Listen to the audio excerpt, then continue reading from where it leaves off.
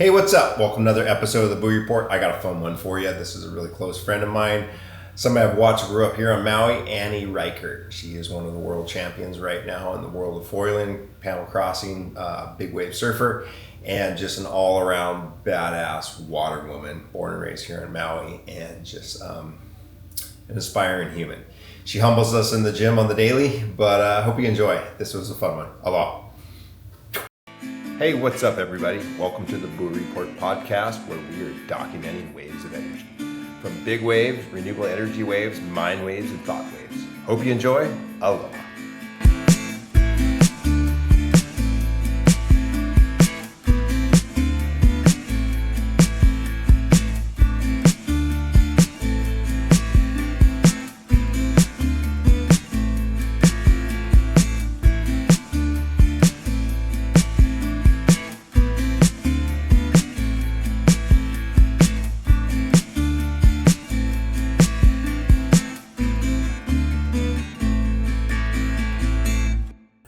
We have 4. That's amazing. Double audio, double video. As I've boned it before. Have you? Yeah. So, hey, thank you for coming. Hi. Nick. Yes, of course. Awesome. So, little brief introduction. Give me the who, what, why, how, where. I've known you since probably about 12 years old when you're all legs and arms and putting us to shame already at the gym when you're coming in and starting your racing. So yeah. Annie Rieckert, give me a little brief introduction. Yeah, my name's Annie. I was born and raised here on Maui. I'm 24 years old now. I think I first met you when I started going to Deep Relief. Yeah. I was like a tiny little grommet at that point, and it's kind of come full circle. I'm a water woman. I love to do all of the sports that Maui has to offer, from big wave surfing, and that's how I know most of you guys. And then recently with the addition of foiling, like that's really what I've been putting a lot of time into. And I love to compete in all of those at the highest level. Gotcha. And you're born and raised in Maui? Yeah. Okay. Like grew up in Pukalani and now live in Haiku. Okay. Yeah.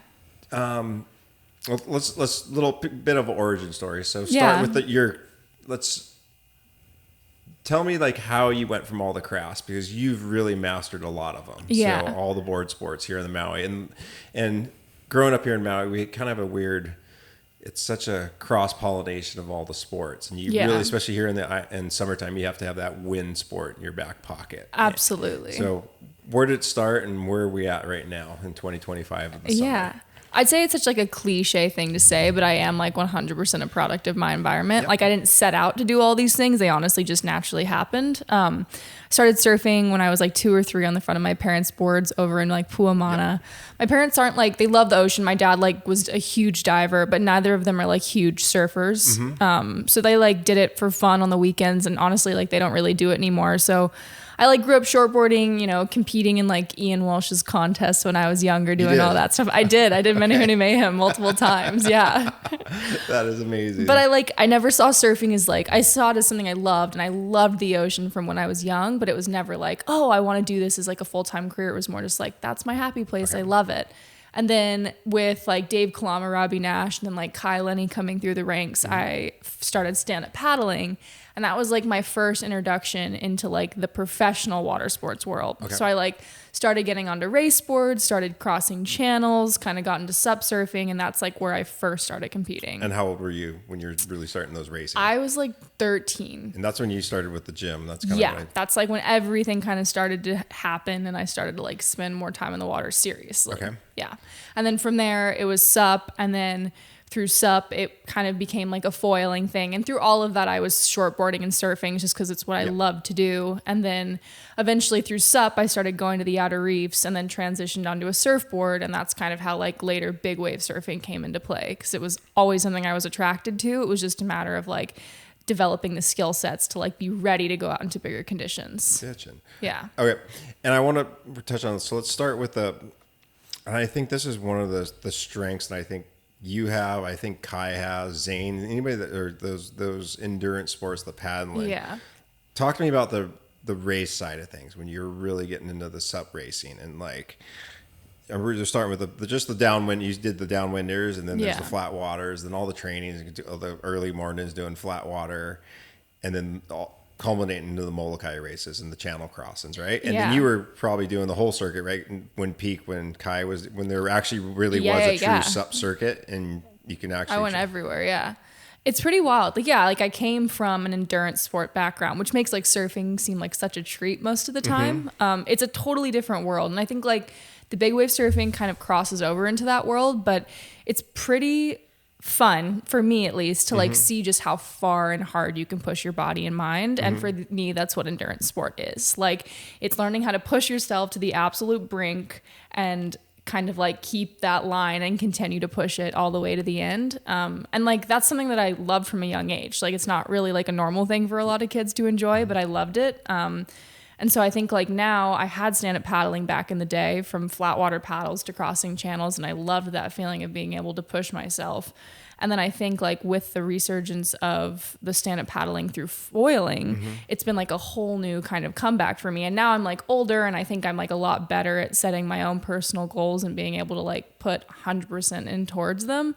So it's been a really fun, like the last 2 or 3 years to like kind of relearn how to do all that stuff as like an adult now, and like fully in control of my schedule and what I'm doing, and be able to like, I don't know, yeah, like kind of have a fresh start in that world. Because I really miss the endurance side of the sports I was doing. It was totally like a gap, and it's been really fun to fill that again. Putting in the miles, yeah, putting in like the more, like I love the suffering of it. Like it's a mental battle and it's a physical battle, and I think like, I mean, there's skill involved 100%, but it's also a matter of just like going and doing the work and like being dedicated to what you love. Gotcha. Okay, we're gonna get into the foil racing, but yeah, take me back to the Molokai when you're young. You're just finding your body, your strength, and the times. What were your times when you're crossing the Molokai racing, and what's the best you kind of placed? Like on a sup back in the day? Yeah.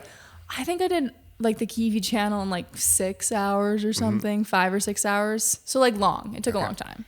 Yeah. And then were you in the top 3 or? I mean, when I was competing, I think I won Maui to Molokai multiple times on the sup, but I never won the EV channel, and I never really got close. Like I was still pretty young when I was competing in it. And then the first year that I was like actually really competitive with the women's field and I was potentially going to be in the top was the year that foiling was introduced. Okay. And I ended up switching the night before the race. Really? From the subdivision to the foil division. So you're the first woman? I was in the first year of the men, and I was the first woman. And I remember like Kai calling me a week before, and I had like learned a downwind sup like 2 months before that. And I was still like pretty new. I'd done one harbor run. That was it. Way. One harbor run. Like did not have any experience. And he's like, I think you should foil it. Is this 2 or 3? How many years ago is this now? I was 18, so it was 2019, I want to say. Okay. So it was a while ago because we took a gap with COVID. Okay. But he called me and he's like, I think you should do it. And I can easily be talked into that type of thing. Like I recently signed up for an ultra marathon because someone asked me to do it. And I was like, okay, I'm going to think about it. And then I brought my sup race stuff and then my foil stuff with me over to Molokai. And a couple people... Yeah, exactly. A couple people tried to talk me out of it, and I just decided to pull the trigger, and I was like, I'm going to do it. I'm going to go for it. And how was the conditions?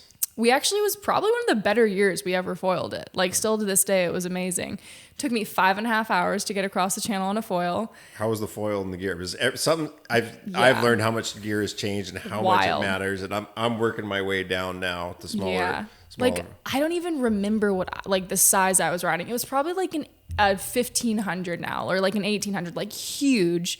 I was on a 7.6 like square nosed board that I think had been like broken in half and fixed again. Like that's like a different sport now compared to what we're doing. Like it was so, and like my foil was your legs are so heavy. Like the foils were so slow that like you couldn't really keep up with the bumps. It was more like you'd go, fall off the back and then kind of pump until the next one caught you. So it was a different game for sure. And like, it's so hard for me being so small. I was trying to keep a big foil down. So I'd end up like breaching every like 30 seconds. And I remember there was a point like probably 2/3 of the way through the race because we used to finish at like the Hawaii Kai finish. Yep. And I was like sitting on my board, like on the verge of tears. And I just remember being like, I don't think I can do this. Like this was so terrible and this was so dumb. And I kind of always have that like moment in that specific channel of like where I'm nearing the end and I kind of have like an internal crisis, like, oh gosh, I'm like here again. I'm in this like pain cave and in this place. And that was the first time I experienced it with that race. And I like managed to push through, but I can say like that was probably one of the harder things I've had to do. Where do you go to push through? Like, what do you dig in? What's that energy that I think it's like, Are you harnessing energy? Or are you dumping energy? I think I just kind of got like angry in a way, like angry at myself that I was even considering like giving up. And so I think that kind of like pushed me. And then also having my dad there that year was really nice. Like he was on the boat and he was being supportive. And I was like, I can't let him down. Like I can't let my family down. I like have to finish this race. I'd like never forgive myself if I got on the boat and didn't finish it all the way. So I think like a matter of like that, and then also wanting to like prove the people who told me, they're like, you put so much time into the sup racing, like don't bail last minute. And it was like people I really respected. Who were those haters? It's okay. No. I mean, I really respected them, but it was just a matter of like, I can't let them be right. Like I have to finish this race. I ended up finishing. You're just out there in the blue. Yeah. 10 miles to go all by yourself. Yeah. And I ended up doing it, and like when you cross the finish line, like you forget those moments so instantly. Like I was already like, I can't wait to do it again. Like that was amazing. How was the finish on that? That was when you had to go upwind? Those were brutal. That finish was a bummer. It was like a 45-minute paddle upwind at that point, because you come down like right outside of China Wall and then you just paddle upwind. Did you grind or did you paddle? I think I was paddling most, like sup paddling, and then like towards the end I was just on my stomach. It was terrible. So like now what we're doing in these races is just like I'm so spoiled with it. Like I was up on foil for the last 2 races, like last year and this year. So it was surreal. Okay, well, I don't think I've ever, but let's give you a high five for winning the world championship. Thank you. That was huge. So for everybody who don't know, you won this last year, 2025. Yeah. Female is open class foil. Yeah. There's no other, it's just foil. Yeah. Okay. What was your time on that one now compared to? I did 2:19, and the old race was 32 miles and this one was 40. So you cut your time in half. Yeah. Wow. Yeah. Do you know like the specific, like what was the average speed? Yeah, I believe my average speed on this one was 16.8. I'm not sure what it was back in the day. I don't even want to know what it was, honestly. But 16.8, which is still slower than I had hoped for, but given the conditions and like everything, I was pretty happy with that. Average heart rate? 170. I actually think it was like between 168 and 170. It was high. It's a sprint. It's weird. It's like you're sprinting a marathon essentially. Okay. Like it's a long race in theory, and if you make a mistake, it'll cost you, and it could be hours and hours and hours of a mistake. But like if you do everything right, it'll be like a 2-hour-ish race. Wow. Yeah. And you're just pinning it as fast, and you're Pretty overcoming much. those bumps instead of peeling off like the old gear. You're just flying over it and dropping down. Yeah, and it's wild. Like every time I like drop into a big bump, I just always say to myself, like, okay, imagine you're surfing a big wave. Like just think of that. It's like if you can surf Jaws, you can go through any bump and go as fast as you want. And so yeah, it's been really fun to like watch the progression of all of these sports kind of evolve, and like to think of what we were doing in the beginning to what we're doing now. Like it's not even like It's hard to compare. Okay, explain for the layperson that doesn't know. Yeah. Just break down the sup foiling right now. So you got a paddle. You're on a really light board. How big's your board for this one? Yeah, so you have a paddle, lightest paddle you can have. It's a little longer than a traditional sup paddle, just so you can kind of have like a little bit more energy. And then I'm on a 7/8 board. It's about 15 3/4 wide, so mine's really, really skinny. I think mine's 85, 90 liters, around that. I'm riding like a 72 centimeter mast, somewhere around that. A 520 front wing, 520 centimeter front wing. So small, yeah. Way smaller than anything I had ever used. And then a tail wing, and you have a fuselage connecting all of those. Did you come down in this race, or are you up the whole time? I was up the whole time. No way. Yeah. So I got up and just went. I honestly think if you come down in races like this, like the field's so competitive, it'll cost you the race, which is interesting. Some of the top guys are fast enough that they can fall and get back up. But for me, like I think if I had fallen, it would have been really, really close. I think Gabby was like 2 minutes behind me, maybe. So enough that like if I messed up, like she probably would have passed me. She was right there. Yeah. Were you guys crisscross? You guys knew peripheral where they were? Your dad was, or you just had your line? Like all of the other races that we did this year together, because we had Patalimua, there was an Oahu race, we had Maui to Molokai. Like Gabby and I were like neck and neck in every single race. Like literally, like would meet up probably like a couple miles before the finish and then just like battle it out together, which was really fun to have somebody like so competitive to really like challenge myself with. But with this race, like I was alone for probably 2/3 of it. Towards the end, I passed Olivia. She's like a French foiler, and she had been probably like 10 minutes behind Gabby and I in every other race. And so I was like, that was my moment in that race of like having that internal crisis where I like hit that like, oh my gosh, I just blew the whole race. Cause I saw her and I assumed that I was like, okay, if she's that much, if I'm with her, like Gabby must be 10 minutes ahead of both of us. And so I had convinced myself in that moment that I was battling it out for second and third and that Gabby had already won the race. Did you look at your lines and where you guys just had very divergent lines and created a... Yeah. So I had no idea where she was at that point. I guess she was further kind of like out than me. I was heading... Out mean north or south? Like south. Okay. So she was more southerly than I was. And I originally was taking a southerly route and then my boat corrected me. They were like, you're going way too far down. Like you're going to miss the finish. So I ended up correcting, running into Olivia mid race towards the end and like being rattled that I thought where I was. And then, I was like, okay, whatever. I was like, if I did somehow just blow this race, messed up my line, like just am having an off day. I felt good, but I was just like, oh, I must have done something wrong. But I was like, I'm going to finish strong. And I like hit this certain point where I like started feeling really good and just kind of finding my flow. And then carried it to the finish and thought I got second when I crossed the finish line. Like nobody told me I won. Like it's like a finish. You're probably They didn't even tell us on the webcast. No, nobody knows. Shame. I'm sorry, you guys. Shame. We were all cheering and they're like, and we're cutting out. Thank you for this 1 hour or whatever they did. It was crazy. But yeah, I didn't know. I figured she was on the beach because like the finish is outside and you have to paddle to the beach. And I started getting a ride in from one of the jet ski guys. And, they sucked up the leash of someone in the intake. And so I put on a mask and snorkel. I was like, oh, I'll go check. Put on a mask and snorkel right after the race, dove under, tried to get it out of the intake. And like, it was so wrapped up in there. Came up for air and like looked at the finish line and watched Gabby cross the finish line as I was like coming to. So that's when I realized I won the race. And I was like, are you kidding me? Like, seriously? And I was like blown away. And then the guy was like, oh, whatever, I'll deal with it later. So he like idled in. And that's when I hit the finish line. I was like, oh, I did end up winning. That was crazy. Damn. So it was not what I expected. And like nobody told me what was happening, but I eventually figured it out. What did the men's, did they get sub 200 or 2 hours? I think two of them did. Edo got 156, I want to say, and Kane was 158. That is wild. It's crazy. The boats are barely keeping up with that. Yeah, at that point, like it's hard for them to keep up with them. On the right day too, I think, because like it was fine conditions, not amazing, but on like a good day in the channel, I think the boats would really struggle to keep up with them. Wow. Yeah.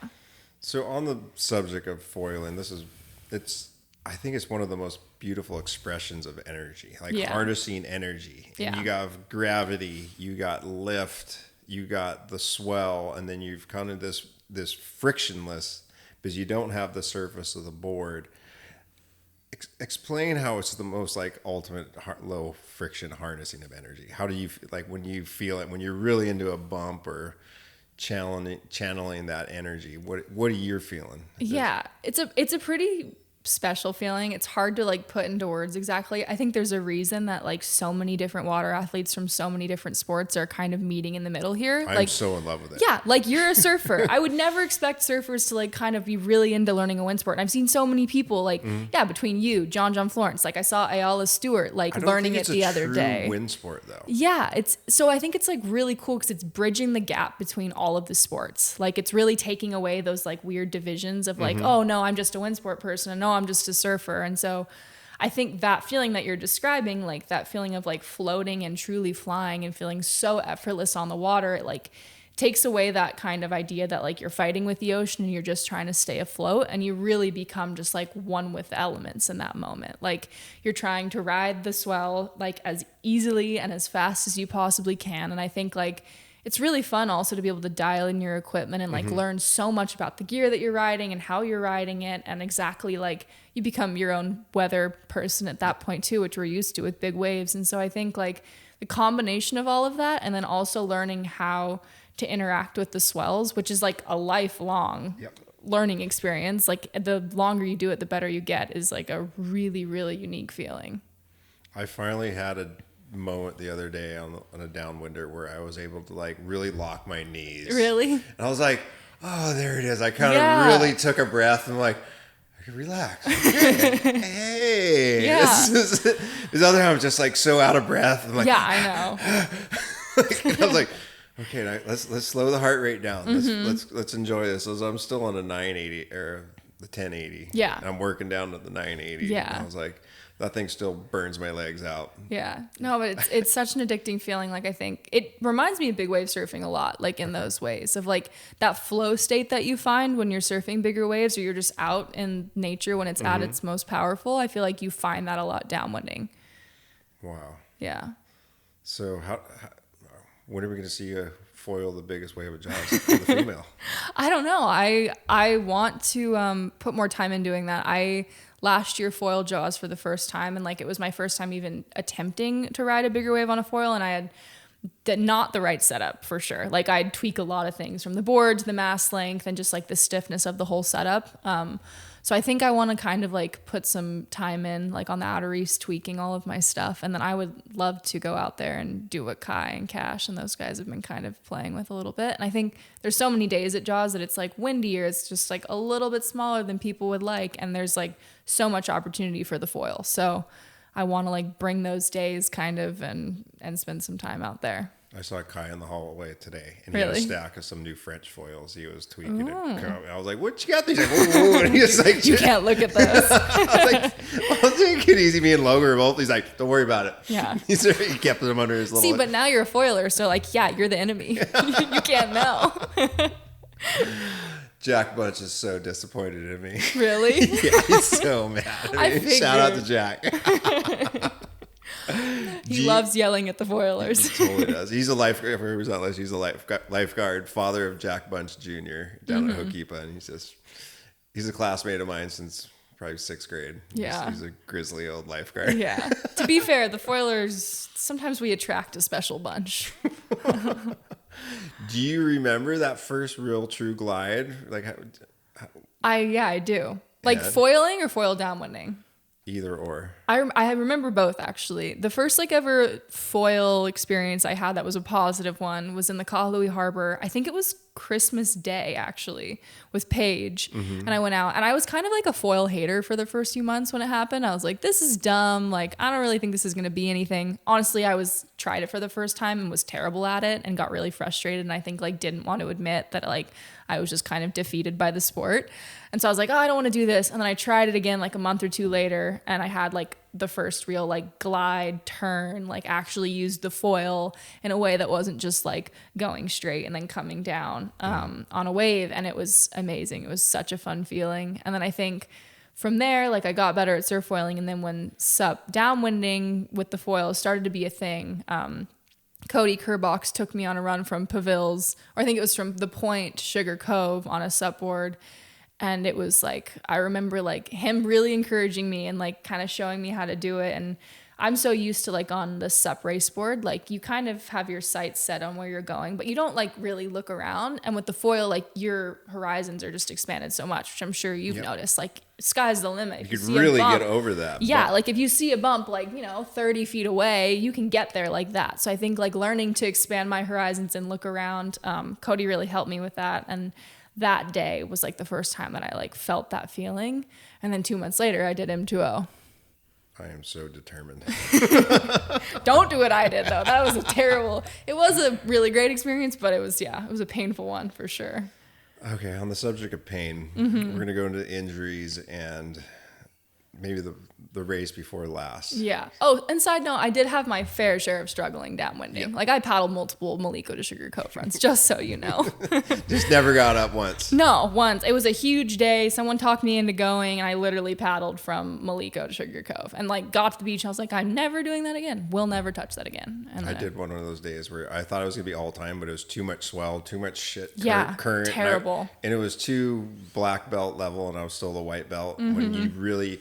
There was too much east swell coming down the coast, and it's hard. You can't keep up with those bumps and too. It was 1/4 and I was almost getting caught, and I did it. I wasn't good enough to read down the back of them. Yeah. And you're looking for the small ones, and I ended up coming in. It still happens to everybody. Yeah. There was just reverse currents coming out the channels of every channel. I was like, this wasn't what I signed up for. Today is not the day. Gotcha. But let's go back. You've had your fair share of injuries. Yes, unfortunately. And so I remember that video we sat when I was hurt after Jaws. And we set our goals. I'm like, okay, we're coming back. And you've come back in a big way. So take us back to that was it the race 2 years ago when Gabby passed you? 3 years ago. It wasn't last year, it was the year before. Yeah. Okay. We're all watching. Yeah. It was Olivia who passed me, actually. Okay. She paddled by me. Yes. And you were laying down and she was still canoe paddling it. Yeah. That was a heartbreaker. Yeah. I spent a lot of time. Because you're just coming back from your shoulder. Right. I got shoulder surgery that year in March, and then I raced in July. And so I was like, March, like 3 months, I was in a sling for a month and a half, and then like slowly doing rehab, got back in the water like 3 months after a surgery. And then from there had to like relearn all of my sports essentially. Unfortunately, like foiling isn't the craziest shoulder intensive sport if you do it right. But unfortunately for me, the end of Molokai to Oahu was a straight upwind paddle. And so I put as much time as I could. I had like 3 weeks to train for that race, and I trained as hard as I could. And I was the fastest woman across the channel on foil, and ended up coming off foil and was prone paddling in. And I was paddling like one-armed because my shoulder just couldn't handle it. And I watched like Olivia paddle by me, and like I lost the race right there, which was like so heartbreaking. But a technicality, we'll give the W on foil. Yeah. But I was like, I'm so close yet so far away. Cause like she passed me probably like, I don't know, like halfway in through the bay. And I was like, there's no way. Like the speed she's going, I was like, that's it. Like, I don't care how hard I paddle. There's no way I can catch her at that point. So it was a heartbreaker, but it was definitely like a lit the fire type of feeling too. Yeah, we're gonna I dig was deep. like, that's not gonna happen again. Did you get your? Yeah, that was after that summer. Yeah, you got your surgery in March. I got my surgery in March. Yeah, we were back to back. Gotcha. Yeah. So going forward now, 2 years later, you've had a hell of a year. You've won the world title for paddleboarding. Yeah. Or paddle foiling. Sup foiling? Who knows? I don't even know. Okay. Let's go back to the wintertime. Yeah. You had a great winter. Yeah. Waimea. That was crazy. Eddie Aikau. Uncle Dennis saved me. He came to the rescue. Okay. So let's go through that day. Yeah. Even from days before. So that was probably one of the most wild weeks of my life. We're pre-having. Were you doing an activation, or we're just chit-chatting? I think I just texted you like, are you ready? Yeah, we were just talking. Yeah. Yeah. And I was like, you ready? I was like, okay, I know who to call. So I called Uncle Dennis Pang, connected you with a couple lineups. He's just the OG of Waimea, done a bunch of the original Eddie Aikau's. Yeah. No, he was the best. Like, I think like I was so in the dark about that event. Like, I've watched it since I was little. I've heard about it, and it like terrified me to think about like I was going to paddle out with all my heroes and try and surf in that event. And I didn't want to make a fool out of myself. I just wanted to like go out and do my best. And I'd never surfed Waimea before that. So like the advice that he was able to give me, and I think just like the words of encouragement were so helpful. And like me and Paige and him like met the evening before the Eddie, and it was flat at that point, or like there were like, some double to triple overhead waves coming through. And he was like kind of pointing out lineups and trying to give me some advice. And he's like, and then tomorrow morning, like we'll climb up in the tower and we'll talk and we'll make a game plan, because we'll kind of get to see what the waves are doing. And so I think like those words of wisdom and just like the words of encouragement, being like, yeah, I got your back. Like you have somebody here watching out for you, was like such a game changer for me, being like, okay, like I'm not going into this completely blind, because that's what I felt like. I was like, I've never surfed Waimea. Unfortunately, I wanted to put the time in, but I like didn't have the swells before this first run. And so I think like his backing of me just gave me like that confidence I needed to know, like, oh, I got this. Like I can go out and do this. And how did it compare to Jaws? Just different?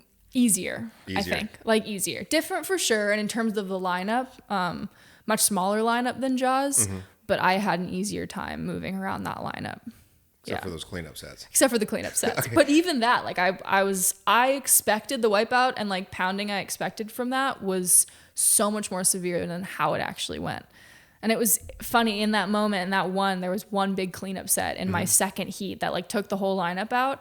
I had never been to Waimea when it was closing out. Like I didn't know what a set like that looked like. So I saw it coming and I was like, I feel like this is going to close out the channel, but I don't know. I was like, so you held your ground. Like yeah, I was like, do I paddle out? Do I like turn and burn? Do I try and go? Like I had no idea. And then like I watched that wave break out and I was like, oh, so this is what a closeout set looks like at Waimea. Like I'm experiencing it firsthand right here. Yeah, literally. And I think like I ended up making calls like, hey, I'm going to paddle out. And that ended up like working against me because it landed straight on my head. Is it Tucker that's got that drone clip? Yeah, Tucker got the drone clip, and it's like the best thing in the world. Cue the clip, because it's you pretty much like paddle Annie lip. Hey, meet. It was cool too because I actually heard a leash, like I heard like the popping underwater of people's leashes snapping, which was like I've heard that at Jaws before, but there it felt like way more real. And so like that whole set was pretty wild. But like I think if I had been at Jaws, it would have been a much, much more traumatic experience, I think. Like I got pounded, but I didn't pull my vest. Like I popped up fairly quickly, all things considering. And so I was expecting like a much worse scenario in my head. Like I thought there was going to be a bigger one out the back, and I managed to like scrape over the next one. And yeah, I think the video, like it was extreme, but it wasn't what I thought it would be. You just never know. Yeah. The bad looking ones sometimes aren't that, and then the worst little unassuming is the one that whops your ass. Yeah, because my first heat, like Healy hit the bottom and burst his eardrum. Like there were waves out there that would do that, so it was definitely just like the luck of the draw at that point.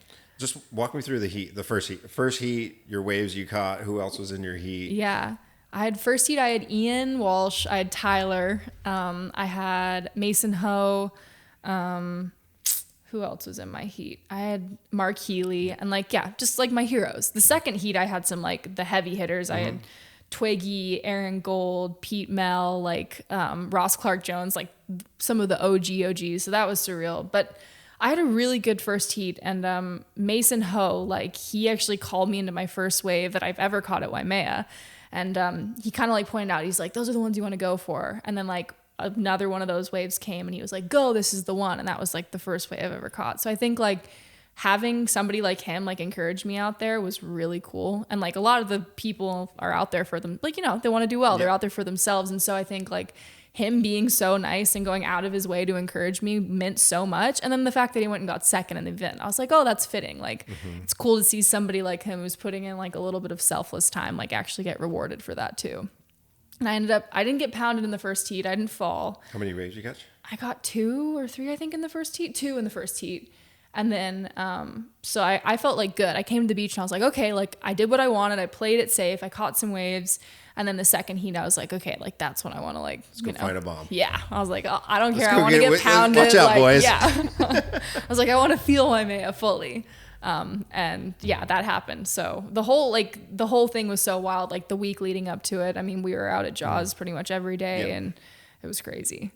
Were you trying to pace yourself knowing that Eddie was coming, or were you going full send? I kind of, yes, kind of no. Like it was pretty wild. I wanted to get like reps in at Jaws. And so I was definitely like keeping it in the back of my mind, like, oh, maybe they'll run the Eddy. But like, I didn't think they were going to run it. Like usually I have a pretty strong gut feeling. Like if something's going to happen, it's going to happen. And I didn't think they were going to call it on. I don't think that was 100-foot swell. I don't know. I was like, okay, it's north. Like the wind looked kind of on shore for my man. I was like, I don't know. Like I just don't think they're going to pull it off. And so I went out to Jaws and I put my time in and I got like 1 or 2 fun waves that I actually felt good. And I think like those waves really like boosted my confidence going into the weekend.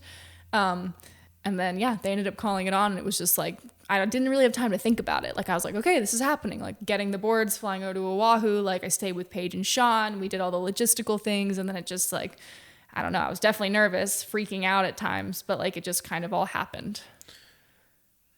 You're on big waves and energy, fear energy. Yeah. What do you do with it? How do you harness it? Do you put it to the back of your mind? Do you go back to like, I'm in the middle of the channel and let's use this energy and dig deep? Or yeah. What's your mantra? What's your go-to mechanics for getting through those fearful moments? Yeah. I think I have different ways of dealing with fear. Like there's fear I have in certain parts of my life where I ask myself the question, I'm like, is someone's life on the line? And if the answer is no, then I'm like, then why am I scared? Like if I'm scared of failure, if I'm scared of like falling and having to get back up, like I shouldn't be afraid of that. And if I do ask myself the question, is someone's life on the line? And the answer is yes, which sometimes in big wave surfing, that's yes. It's definitely like a different way that I kind of handle that type of mental game. And so I think for me here, I always say, I'm like, okay, yes, I'm scared, but I'm like, is there anywhere else in the world that I want to be right now? And the answer is always no. I'm like, this is what I wanted to do. This is what I've dreamed of doing since I was little. And so I think like just kind of fighting the fear with also like that idea of like, but what if it all goes right? And what if I can actually pull it off? And like just believing that I can do that. And then if I do end up messing up or falling, like it's just all part of the process, has kind of been something that's like helped me fight that fear. It's still there, definitely. Like it's not gone. Like every time I paddle into a situation like that, like it's there, but it's just a battle of like finding that kind of center line where it all evens out. Yeah, mine, it's always just been I've used it. You acknowledge it. Yeah. It's there. Okay, that's my exposure. That's my not exposure. I could tiptoe this line. Yeah.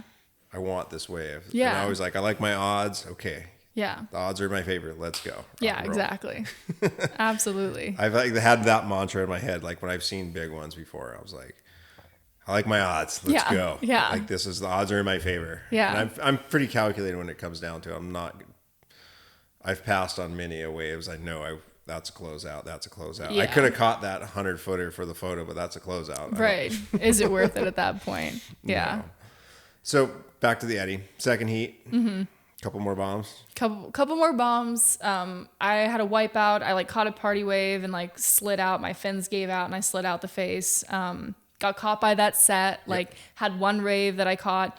The wind kind of switched at that point, so it was a lot bumpier. Like my first heat was like sheet glass, perfect, like the nicest day you've ever seen at Jaws. And the second heat was like more of that onshore chop. So there were definitely a lot more like hidden bumps. But I think for that one, I like came in for my second heat feeling just like a superhero at that point. Like we survived the biggest set of the day. I caught some more waves. Like I got pounded a little bit, and I honestly think I would have been disappointed in myself if I didn't. Like if I didn't come in with sand in my hair and like kind of just feeling like, oh, I just went to battle, I would have honestly been like bummed. I would have felt like I didn't try hard enough if I didn't like fall and learn some lessons out there. And I think like in such a special event when you have so much water safety keeping an eye on you and like so many people like that have your back in that moment, like it is the time to put it on the line and like risk it more than you might in the situation where it's like just you out there. Gotcha. Yeah. How was the energy walking up that beach? It was wild. It's What were you feeling when you like looked up like it was crazy. Like 12-year-old Annie's like, did I just surf a heat? Yeah, it didn't even feel real. Like I get chills just talking about it because I think like we're used to big wave surfing. Yep. We're out in the channel at Jaws, and it's like all of the people there are out there to take photos or to like surf or to support somebody surfing, or they're a boat captain or something like that. Like everyone out there has a purpose, and so I think this was a really new experience. Getting to like walk through just seas and seas of people that like just want to see it happen. And like they might not even be a surfer. They might not like live on Oahu, or they might not live in the Hawaiian Islands at all. And so I think like just getting to be a part of that energy and like be the reason that those people are there was so surreal. And like people actually recognizing me and being like, oh my gosh, like we know who you are. And like I had no idea who they were. Was really cool. Like I've had it in certain realms, but like seeing it to that extent, I've like never been watched by that many people in that way. And it was such a powerful energy. Like I think the first time I recognized just like how big the scale of that whole thing was the night before when we were driving in. We stayed on the other side of Waimea, like towards Sunset area, and there were already people camping out like on Waimea and like in the valley, like trying to get parking and trying to find places, and they were going to sleep there all night. And like, that's the moment where I was like, oh my gosh, like they're here to watch us go out there and surf these waves. And so that was like the first full circle. Like it actually fully sank in that like I was there to be a part of something so amazing. God darn it. We'll cut this out. It's locking the door. Oh, got you. It's like, is that a toilet chain or something? Yeah. Very cool. Yeah.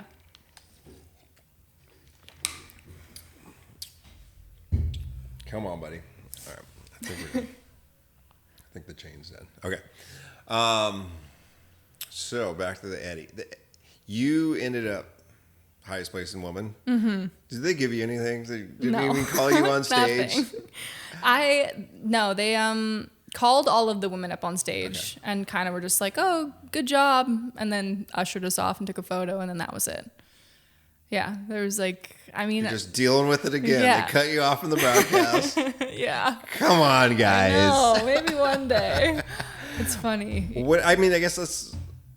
So what? I guess this is like you're paving the way right now. Yeah. Girls, big wave surfing, crossing the channel. What does that mean for like legacy and your like? It's this podcast is ripples of energy, documenting waves of energy. What does that mean for legacy? Like, because basically you're throwing that first stone. How does that feel, and where do you think it can go? Yeah, I mean, like when I started doing all this stuff, I like never thought that would be me and be what I was doing. And now I've like come to this place where I'm like, oh yeah, like I am doing things that maybe like women have never done in these sports before. So I want to like stand up for myself and also for future generations too. Like like the M2O broadcast ending before we were there. And like, I think I want to change all that for years to come. And so in the future, there isn't something like that. And hopefully get more girls in all of these sports. Cause I think like these two sports specifically that I do, there aren't a lot of females involved. Like I think for Molokai to Oahu, we've had like the same number of girls, maybe less this year actually, for like the past like 2 or 3 years. Like the numbers haven't grown. The skill levels continue to rise, but I think like if we can get more numbers, like the odds are in our favor for us to just improve and become faster and faster. And it's the same for big wave surfing. Like I think I've grown up with some of the like younger girls here who are really into big wave surfing, and I like want to see more of us just kind of like come into the ranks and continue to grow in this way. Who's coming up? I mean, I feel like it's like me and Sky, and Sky's then like, done. Yeah, but that. No, I'm sorry, she's pregnant right now. God bless her. Congratulations. Congratulations to Sky, but I was like, you better not give up on this fully. Maybe in like 5 years, and then it was like I feel like Izzy, like she's an honorary member of the Deep Relief fam, and so I think like she's a part of that. But at the same time, I'm like, I think Izzy kind of took a break from big wave surfing, and like Sky's going to take a break now. And I'm like, wait, don't leave me. Like, I still want like I have my amazing big wave crew, but I'm like, I still want that level of like girls in terms of like the up and comers to still be there. So I hope that continues to grow. That big wave challenge thing better honor you this year for 5 days of paddling and going to the Eddy at the highest placing. We'll see. And they better, if they throw a bone to one of those girls towing a wave. Yeah. I'm going to be so disappointed. I told him already last year, I'm talking to you, Bill. I voted for Albie last year. Yeah. And I pretty much told him if he doesn't win, don't ever ask me to vote again. Yeah. Because the shit's horseshit. God bless who won. But that wave was a 12-footer. It was perfect. It was my dream wave at Tavarua. Yeah. But that wasn't a big wave compared to that. You could have fit the easiest wave in the world to You ride. could have fit 3. I wouldn't say easy. But that was a gem of a wave, but you could have fit 3 of those things in Albie's one big barrel that was so technical. Yeah. Where he was sitting, how far under it. So, Bill, if you even think... That goes for you too, Greg. So I know you're on... We'll call Greg. Yeah, I know you're on that voting battle. Maybe Jason Murray and a couple other guys. I'm calling you guys out. But if you give it to a girl toe surfing over all the paddle waves you got this year for the highest placing in the Eddy, that thing's just wrong. Yeah. I'm sorry. We'll see. That was my little rock I'll die on. Yeah. I got nominated for the overall, so we'll see. But I don't know. I mean, Justine did well this year. She charged in the Eddy too, but you smoked her. Come on. But I don't know. It was crazy. That was a wild week. You just needed one big toe bomb that we owed you. I know. We needed one more swell, or I needed like a time machine so I could go back and tow a wave in at Jaws on like that Saturday morning. That Saturday I should have That Saturday morning we should have just whipped you 100-footer that morning. I think I was having I was like, saying my goodbyes at that point, like might not make it back home. It was so big. It was almost as big as anything that Saturday morning. That's what it looks like, yeah. It was north and dropping really quick. That was the day that like Malika washed out, right? It washed out both days. Mm-hmm. I wanted to see that. But also that day was like, if there was ever a day to paddle a big day, was that day because it was a little more north. Yeah. More A-framey. It was A-framey. It was a declining swell. Yeah. And so you knew what it was going like. Hats off to the boys on the next day when it was a rising 100-foot swell. So gnarly. I completely left my paddleboard in the truck that day. Yeah, no way. And you got some pretty amazing rides that day, right? What was that set like? That one set that came through? Were you out there for that? I was right there. It was. Was it Jesse or Patry that like almost died? Jesse went on the first one. Okay. He basically went on the first wave of the set, and then Ty went on the second wave, and it was so big he let out so far. He let go of the rope too far out to sea. Yeah, and he ended up not getting into it. It stood up, and the wind blew him. It was moved so fast, and then Luke guys were coming back out. Luke was on the rope, and they did like a chicken turn. Not chicken, but just a quick little. That's where he skipped out, right? He did a quick little turn in the channel and tried to catch it. and the thing just wouldn't let him in. And then he hit this chop and sailed like 20 feet. And it was so big, it was off the reef. But Ty's wave was probably one of the bigger waves of the day.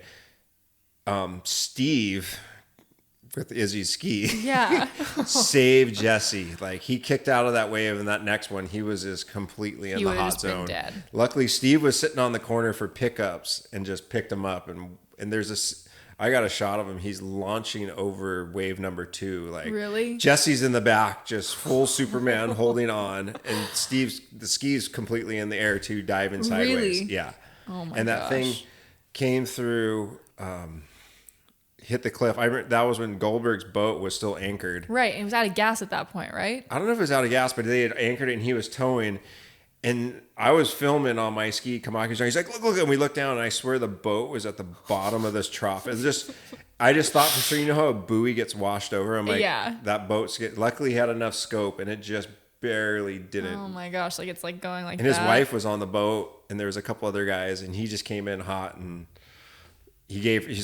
put his wife on the jet ski and he just like cut the anchor line and started up the boat. And somehow it was like as close as you could be without sinking a boat under the rocks. And then that wave just went and slammed the cliff. It was just like a surge, right? Yeah. Like the closest you can get to a tsunami. I thought it was going to close out like the left when I was like coming over it. Because I remember that Super Swell Saturday, that's what it was doing. Like those crazy lefts coming towards the channel. I wish more than anything I could have seen that whole thing go down. Could you foil those things coming off the lighthouse point? I think you could. Yeah, I've been looking at that wave for so long. I think that's on the the foil right wave. Day you could. Those big days you like just that left, yeah. Yeah, and you just come straight at Jaws. It'd be a pretty wild like angle too, and like the photo you could get from that would be so crazy. You'd need you'd need the world's smallest and fastest foil to keep up with a swell moving that fast, but I think it's possible. Damn. That's what I want to try. Kai had a big one today for big waves. A big foil? It was big. It looked like a sword. Oh, interesting. It was. I mean, was it like like aluminum or tin, like titanium or something? Yeah, the titanium fuselage. Okay. I think that's going to be what the big wave surfing thing is. Like, you just need so stiff and like so like unforgiving in that way, just because like any sort of and the fuselage has to be. I think like everything, like the mast is the biggest part. Like, you need a stiff mast in order to like really like maintain, like be able to handle high speed without hitting like a bump and going flying. But I think all of it eventually, like from the tail wings to, because like you want light stuff, but also like the downwinding is different than like the big wave surfing. Like, you want it to be able to withhold what you're doing. Interesting. Yeah, but I'm still learning in that world, so I definitely I want to learn more about it. But there's too many variables for me. It's crazy. There's so many things. Like, we think that there's a lot of variables with surfing, but it's like foiling is just even more in that realm. Start throwing in shims. Yeah. Oh gosh. Everything. There's shims, and then there's just so many options. Tail shims, and there's board shims, and then. Well, that kind of just segued perfectly into creativity and curiosity. Are you getting into the prototyping and designing that type of equipment? I know you're on a new team now. Yeah. Who did you? I just signed with Armstrong, which has been they've been a very, very warm welcome into the family. Okay. And with that, like I've tested so much gear since the birth of downwind foiling to now that I think like I have a pretty good idea of like what I want to ride, what feels good for me. And so I think like coming into them, like I kind of wanted to like tell them exactly what type of rider I am and like what I want in order to ride. And so I definitely like worked a lot with them and told them exactly like the size that I wanted for all the crossings and like how I wanted it to feel. And they were building something already that honestly like really met all of my needs. And so we tweaked a bunch of stuff, and like Armstrong, he's like the madman behind all of it. He's like a mad scientist. And so yeah, I tested like so many things in the weeks coming up, like from different tail wings and mass and stiffness and materials, and like just difference in sanding. Like literally everything you can switch, I switched to try it. All the variables, like everything. Did you have a notebook that you're just taking notes? I take notes on my phone because it's like so easy to forget. Like between like where you put the foil on the board to like just there's so many different things you change. I have my board right now my learning curve. I just have the Sharpie. Like, I keep you moving need to it, do that. and I put a note what kind of day it was. There's a happy face. I have one that's a happy face, and it was like that. Too much, like a sad face. Just sand it off each time and redo it. Yeah. On the creativity side, you're quite a little artist. Where does that come from? I honestly don't know. Like, I've always been creative in life. Like I think that's like the type of person I am, whether it's in the water or on land. I was never like a gifted like artist of any type growing up. If you asked me to draw like a realistic human face, it'd look absolutely terrible. But I think just like coming from a place of passion and like things that I love, I kind of developed a skill set in art. And I love detail. I've always been a huge detail person from like everything I do. And I love like small little things. And so I think from that, and I like black and white. From your dad. Yeah. And like, that's the type of mind that he has. Like he is a very like mathematical, detail oriented person. And so I think from that, like I've loved ocean animals, and there was like, I don't know, like a long time ago, I was like, oh, I've always loved to doodle and do things like that. But I started experimenting and watching YouTube videos about like stippalism and pointillism and that style, because I figured like pen was my medium of choice. And so that was like in my mind the most detailed form of penmanship that you could do, just because like you can put so many little dots in such a small place, and like the shading aspect of it was so interesting to me. But it was always just like fun. I was like, oh yeah, I'll draw some octopus, I'll draw some animals, like whatever sounds fun. And then I got hurt, and like a couple people gave me some boards, and they were like, please, like just try and draw on them and see what happens. And from there, like, told me no. What are you talking about? I would never say no to you. I'd love to do that. No, you had your Haven's order coming through. I would love to do a board for you. But yeah, from there, like I don't know, it's something I truly love to do. Like it's my form of meditation on land, and it's something I've really fallen in love with. And it wasn't something like some talent I don't think I was born with. I think I've always been creative, but I didn't have this like skill. Oh my God. I did that. I'm that guy. You turn it on? I turned it on. So turning it off. Well, who's your muse then? Have you read that book, War of Art? I haven't read it, but I know of the book. Yeah. Okay. I mean, I think I find... They call the muse like they're your spirit. Yeah. And does it speak to you, or just how does that... It's like a flow state, right? Where's that creativity coming from? Is it like a physical? Is it an abstract? Do you think you're channeling it? Like, I mean, what's it for you? It's from nature, I think. Like that's ultimately it. Like the time I spend in the ocean, like I find so much inspiration from just that, like from just like the animals in the ocean and anything. For the most part, that's what I normally draw. Like sea creatures is one of my favorite things. Skeletons sometimes too. But yeah, I think just like being out in nature and in like the raw environment and things that like are a part of the natural world. Gotcha. Yeah. Is that what keeps you curious too? Yeah, I think so. Like I think ultimately like the more time I spend in the middle of just like the middle of the ocean or just surrounded by nature, whether it is like you're landlocked and you're just in the trees, or like you are in the middle of a channel, ultimately like that's where I feel like me. And so I think I chase that feeling, like even when I'm sitting on my bedroom floor dotting for 50 hours, like I think I kind of look at that in my life. Like no matter where I am, I try and find that like mental place. 50 hours, one board. Sometimes it's 60. But it's weird. Like I'm not $500 an hour. Fuck, I don't know. I'm not the type of person to sit on the ground. Like I have a lot of energy. I don't like doing that, but something about like this, I have no problem sitting on the floor and doing that. Like it switches on such a different part of my brain. And not all the time. Like sometimes I sit down and try and do it and I'm like, oh, today I just can't do this. Like there's other things I'm thinking about. But like most of the time when I go and do it, like, yeah, I turn into like a completely different person. And it's just, yeah, it's like the place I can kind of just stop all the other noise and focus on that. Wow. And like I love doing it. Like people think I'm insane for sitting on the floor and doing that. But I'm like, no, I promise I actually really enjoy it. There's something fulfilling though with art. Like I've grown up painting with my mom. And like you start with something blank. And then either you like it or you don't. Yeah. Like, wow, that was nothing. Yeah. Where did that come from? I know. And there's such like a line for me of like when I'm creating, like there's a vision in my head and I usually don't see the vision like actually being executed until I'm like a good third of the way through the process. And for me, that's like 10 to 15 hours of work in. And so I think like it's definitely kind of like a trust of your own skill set and your own brain to be like, okay, like I see this and I'm executing it, but I don't really know if it's going to work until I'm like pretty committed to it. So that feeling that I get when I like finally see the vision being executed how I want it to is so rewarding. And then, yeah, especially because I do it on my surfboards, like getting to go out and like ride these creations that I'm making, like put my little touch on the boards that, you know, KT has shaped for me for years it's cool. And it's like fun to get to like add that little part. And it hurts that much more when you pull into that closeout. it's like sad at the same time. Like, okay, at least it's still like now it's an art piece, which is kind of cool. Like I'm like a hoarder now of my shortboards in my room. Like half of them are broken, but it's definitely like it is bittersweet. Or like the board doesn't work that well, and I'm like, but I just spend so much time on it now. Yeah, but I get sad when I run out of shortboards. I'm like, I want a new shortboard to surf, but I like also want one to draw on because I love like keeping that part of my mind alive too. So, yeah. Gotcha.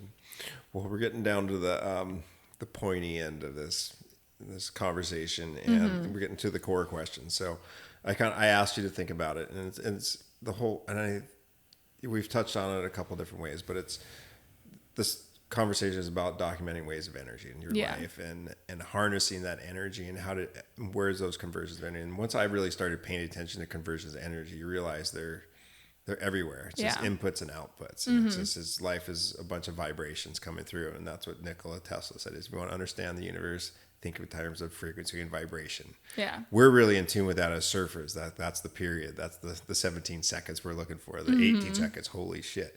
So what's an interesting conversion of energy in your life, or one that you find fascinating or have observed that you think is important?